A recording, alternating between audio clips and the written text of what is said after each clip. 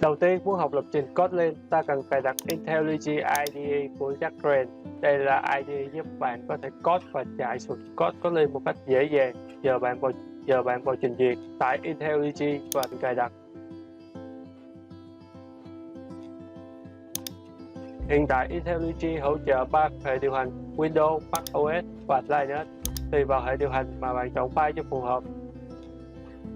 IntelliJ được chia làm hai phiên bản, Ultimate và Community. Phiên bản Ultimate là phiên bản trả phí, được tích hợp nhiều tính năng hơn, hướng tới người dùng và doanh nghiệp, hỗ trợ phát triển web.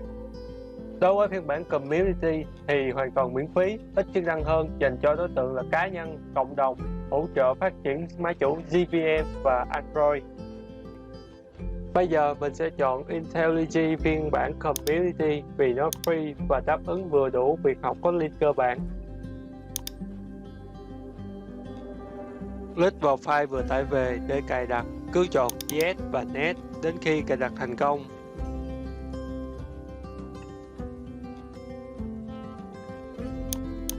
Tại mục Internal Option, bạn nên tích đầy đủ tất cả các mục để không bị các lỗi vặt về thiếu file, không có file, không tìm thấy file.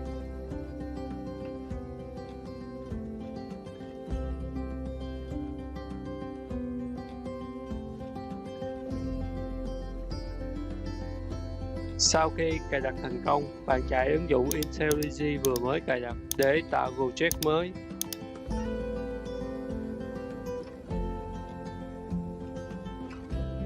Trước khi tạo new project, cần cập nhật Kotlin phiên bản mới nhất để tránh các lỗi khi biên dịch code.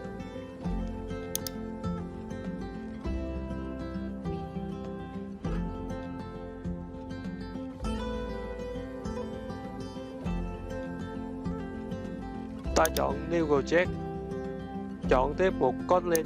Do đây là một ví dụ cơ bản về Hello World chạy trên màn hình console, ta chọn Console Application trong mục JVM. Chọn tiếp CDK là 16, cuối cùng ta đặt tên project là Hello World.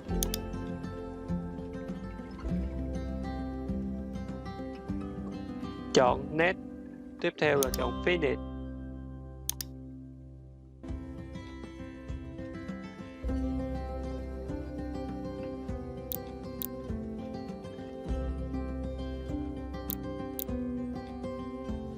Ok, bây giờ ta có một project tên là Hello World. Với một suột sẽ chứa toàn bộ mã nguồn của chương trình. Trong một suột này sẽ được chia ra hai loại là main và test. Tạm thời bạn không có cần quan tâm đến file test.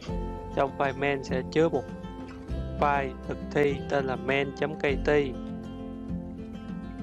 Các dòng lệnh trong file main.kt tạm thời các bạn chỉ hiểu dòng code đó chỉ in ra Hello World trên màn hình console. Cụ thể như thế nào mình sẽ giải thích trong các bài sau. Giờ chọn vào nút tam giác màu xanh để chạy code.